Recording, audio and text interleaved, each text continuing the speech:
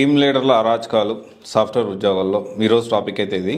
So ఇది ఎందుకు మాట్లాడాల్సి వచ్చిందంటే, నిజంగా సబ్జెక్ట్ వచ్చి రేత్రింబగళ్ళు అంటే ప్రాక్టీస్ చేస్తూ ఎప్పటికప్పుడు అప్స్కిల్లింగ్ చేసుకుంటూ ఒక క్యాండిడేట్ ఎంఎన్సీ కంపెనీలో కానీ నార్మల్ సాఫ్ట్వేర్ కంపెనీలో పనిచేస్తూ ఉంటే నిజంగా కష్టపడేవాడి కంటే దాన్ని ఉపయోగించుకొని వీళ్ళ క్రెడిట్ అని వేసుకోవడం కానీ, అండ్ చాలా వరకు అమ్మాయిలకి ఫేవర్గా ఈ టీమ్ లీడర్స్ బిహేవ్ చేయడం కానివ్వండి. అన్ని సాఫ్ట్వేర్ కంపెనీస్లో అందరూ టీమ్ లీడర్స్ ఇలా చేస్తున్నారు అని కాదు, కొందరు ఇలా చేస్తున్నారు అని చెప్పి ఆల్రెడీ కార్పొరేట్ ఏదైతే వర్కింగ్ చేస్తూ ఉన్న ప్రొఫెషనల్స్ వాళ్ళు కొంతమంది నాకు అప్డేట్ చేయడం జరిగింది. సో ఇది ఖచ్చితంగా మనం ప్రజల్లోకి తీసుకెళ్ళాలి, అందరికీ తెలియాలి. సో దట్ ఏంటి అంటే, జెన్యున్ గా కష్టపడేవాడు, జెన్యున్ గా వర్క్ చేసేవాడు లాస్ అవుతా ఉన్నాడు, జెన్యున్ గా కష్టపడేవానికి సరైన ఇంక్రిమెంట్లు రావట్లేదు, జెన్యున్ గా కష్టపడేవాడికి సరైన బోనస్లు రావట్లేదు, గుర్తింపు రావట్లేదు. ఇలా దాని గురించి జెన్యున్ గా ఎవరైతే ఉంటారో వాళ్ళు ఇబ్బంది పడతా ఉన్నారు, అండ్ పాలిటిక్స్ తట్టుకోలేకపోతున్నారు.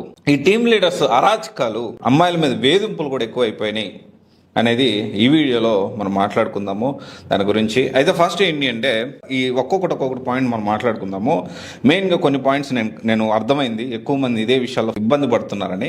అందరు టీమ్ లీడర్స్ ఇలా ఉంటారని మాత్రం కాదు, కొంతమంది ఇలా ఉన్నారు. అయితే కొత్తగా జాయిన్ అవుతారు కదా సాఫ్ట్వేర్ జాబ్లో, కొత్తగా అప్పుడే ఫ్రెషర్ జాయిన్ అవుతారు కదా, వాళ్ళని ఏ రకంగా గొడ్డి చాకరీ చేయిస్తున్నారంటే, ఇక్కడ రెండు విషయాలు. అబ్బాయిలతో గొడ్డి చాకరీ చేయిస్తున్నారు, అమ్మాయిల్ని వేధింపులకు గురి చేస్తూ ఉన్నారు.